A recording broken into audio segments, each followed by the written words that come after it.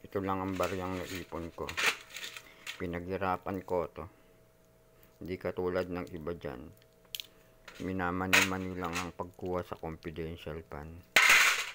Ayan. Halos katumbas lang to ng isang minimum wage ng isang buwang sweldo. May dit lang tong 10,000, hindi pa abutin ng 15,000. Like, share, and follow nyo lang. Sana yung confidential fund gamitin sa pagpapatayo ng maraming bahay. Sobra-sobra na yun para dun sa mga umuupa. Para magkaroon sila ng disenteng tirahan nang hindi na sila umuupa. Dapat nilagay na lang yun sa national housing. At yung national housing magkaroon ng massive construction ng mga bahay na para sa mahihirap.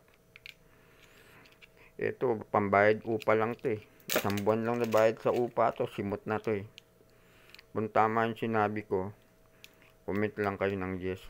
Kung ikaw ay umuupa at wala kang bahay, comment lang kayo ng yes para marinig ng gobyerno at nabipisara na yung confidential fund solid at gamitin niya sa pagpapatayo ng maraming bahay. Like, share, and follow nyo lang mga ka-vlog.